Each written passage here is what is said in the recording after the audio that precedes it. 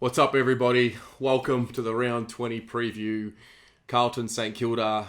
Somehow we've managed to get ourselves a Friday night fixture, 7:50 against the Saints. There's a flatness about me this week. It's mixed because we have some news about Charlie Curnow, but there's a flatness. The North Melbourne loss has been stinging more and more every day, just as you watch the highlights and as you watch things come up and you see just how poor the effort was in that third quarter. I just really wonder, like, what are we doing? Where are they at? Obviously, we're out of lockdown in Victoria, so there's things to be excited about.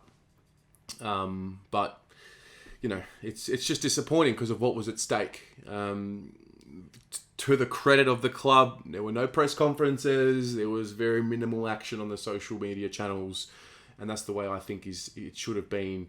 There's not much to talk about. It's only really until today, on the Wednesday, that Eddie Betts has spoken about it on 360, and Jacob Riedering's gone onto radio and done an interview, which is interesting because it sort of shows who's showing up. Don't know where Cripps is. I don't know where he's at. But yeah, I'm struggling to get up for this one, if I'm honest. I really am. The good news is Charlie Curnow is going to play this week, according to David Teague. And I'm just disappointed that I can't feel excited about it. I feel like I should be more excited about it than what I am. There's a few reasons why I'm not. I'm petrified. I'm petrified. It's going to be one of those, very similar to when Doc came back.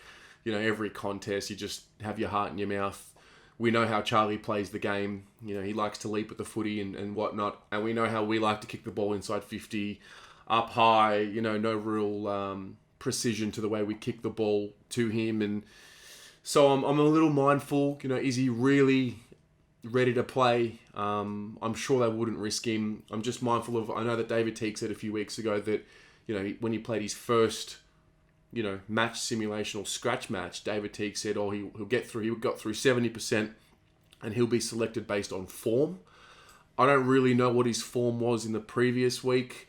I know that Sam Edmund came out on SEN yesterday and said that based on his sources that Charlie's still very hesitant. He's not in great form. And they're, in his opinion, they're setting him up to fail. I guess we'll know by Saturday morning whether it was the right call or not. But fingers crossed for him. It's been an incredible journey for him to get back, and I just want to see him get through unscathed. I have absolutely no expectations on Charlie. It's just about, I guess it's repetitions for him. Let him get a feel for the speed of the game and what's happened in the last 2 years, because there is a notion that the game does change quickly. So I guess as I'm talking about it, I'm getting a little bit more excited because it's Charlie, and Charlie's a big piece of the energy in the group. We heard Luke Power come on the channel and talk about that as well. But in all seriousness, I mean, in my life, in my experience supporting this club, the end of the season has always been a absolute shit show. A fucking shit show. And the reason why I say that is because we're never in finals contention. We get to the end of the year, everyone gets put on ice, we give up, and then we get to the last few rounds and then we get smashed and demolished, and it's kind of like, the boys are already thinking about their holiday and they're not as motivated. Well, that's not how it's going to be this year. That cannot be how it's going to be this year. They cannot do that. It's important that we build something to go into the off season with, into the preseason with, and for the supporters to understand, hey, they actually do want to build something for the future. I just can't imagine a reality where over the next month they just give up when it gets a little too tough. There's too much at stake. There's way too much at stake. There's opportunities that are going to present themselves for players, and I mean, I think everyone in their life has it at certain points, especially in your 20s. You've in your 30s as well. I guess, but you've got to be told how it is. And I really don't know if they're being told how it is. I don't know how strong the feedback is. And the reason why I say that is because we still keep talking about the same shit every 4 to 5 weeks. It's the same shit effort that comes out in certain games every 4 to 5 weeks. So I dare say I expect there to be a response this week, right? Like, is it okay for me to expect there to be a response from the boys this week, because they do care about the club and they do care about the supporters and they do care about what it means to play for the club. Is it too much for me to ask for Patrick Cripps to lead from the front this week? Am I really being unreasonable in wanting that as a supporter? Am I unreasonable in asking for the fucking captain to lead from the front? Because the reality is, while we're all thinking about how good he was in 2018 and 2019, Bontempelli's gone past him. Jack Steele's gone past him. Jack Steele used to tag Cripps because he wasn't as good as him. Now look at the two of them. So is it too much for me to want to look at 2021 and not look at what Cripps did in 2019? Am I really thinking in an unreasonable manner that I can't expect my fucking captain to stop giving up on contests and stop running both ways because he's a little sore and because he's done so much for the football club? Is that really fucking unreasonable? Because I've had enough. Cut your fucking hair. Cut this shit and get serious. What are you all fucking doing out there? Get serious. Get fucking serious about what you are doing with your lives. Seriously. It is a fucking joke what we're watching at the moment. It's a joke. And I'm sick of it. I'm done with it. Are we really going to sit there on Friday night and watch St Kilda chop us up in the middle of the ground, who do it so well when they're at their best? And they do it so well against us, especially at that stadium. St Kilda, I'm petrified of what could happen this week. What an indictment on where we're at. I am scared to watch Friday night because I know I'm going to watch every minute. I know that's my commitment as a supporter, And I'm petrified of what happens when that 7 or 8 minute period comes when we haven't kicked a goal or we've created an opportunity and it hasn't gone our way and they drop their heads and St Kilda get 2 in a row. And then I see Petrevski-Seton with the fucking broken tackle, or Zach Fisher spread his arm out to pretend like he's trying, or Lockie Plowman run that way when these opponents going that way. I'm petrified of watching it again.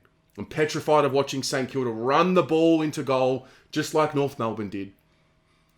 Am I really being unreasonable in expecting more from a group of men who I fucking love and adore?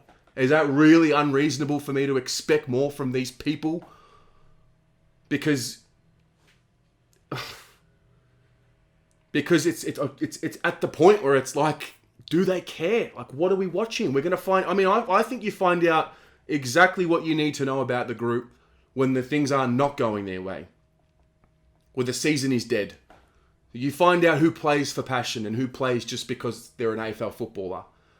And I promise you, if one of them doesn't lay a tackle on Friday night... I almost dare them. I don't think they have the mental courage to not lay a tackle. I really do. I don't think they have what it takes mentally. I don't think they've got the guts to put in a poor performance on Friday night. I think it would be too much of a task for them to not give a response. But then it's going to be about the week after and the week after that, because it's easy to respond after you've been lashed at all week. At some point, the penny has to drop. It is about wins and losses. It's not about pressure. We are defined by wins and losses. It's a sport. There is a winner and a loser. And for too fucking long, we've been losing. And enough is enough. At what point? Who? Which group of them? Who is going to stand up and say, all right, boys, from here on in, and commit to it? Can't believe I'm this fired up already. It's a fucking preview. Oh my gosh. I'm devastated at what's happened and that we're here around 2021 after all we had to wait through from 2015 onwards, and we're still here. It's beyond irritable. It burns inside. It looks like Zach Williams will miss. Looks like Eddie Betts will miss. I dare say, is it time to debut Brody Kemp? Josh Honey, we know he has a knee complaint. We're told Charlie Curnow is going to come back in. I dare say it would be like a Kemp and a Curnow inclusion. Murphy, will he be the sub? I don't know. If you haven't watched Heath Buck's video about Murphy, I highly recommend you do. It really hit me between the eyes, and it's like, what do we stand for? David Teague said it himself last week. Murphy wasn't prepared to play a full game. And that is absolutely playing with the integrity of the club if he's not prepared to play a full game but he's still being selected. So let me know what you think about that. I think those are the two changes. Do you bring in Ramsey? You know, if Honey's right, do you bring him in? Do you just start seeing Jack Carroll? Do we put in Lockie O'Brien? Does Lockie O'Brien come in? And we just say, listen, what have you got? You've got a month to prove yourself. I expect there to be a response. I expect there to be an uptick in energy because Charlie's there. And I expect to see more from Petrevski, Seaton, and Zach Fisher, the guys that were drafted in 2017. 2016. I expect to see more. Because they're at that point now. Because if they're not children anymore, I expect more from them. Because they have more to give. You know? We know Wiedering's going to respond. I know I can bank on that. And it's just there's a fear. I have a real fear of this week. I really do. And I hate this feeling. I hate it. Hate is a strong word. But I hate this feeling of, can't wait for Friday to be over. You know? So that's it. That's just how I'm feeling. That is genuinely how I'm feeling about Friday night. So you let me know how you're feeling about Friday night and how you're feeling about the rest of this group, these people that pose as Carlton footballers. Let me know if I've missed any potential changes that you think should be made, and we'll go from there. I look forward to seeing what's going to show up on Friday night. Have a good one, and go the Mighty Blues.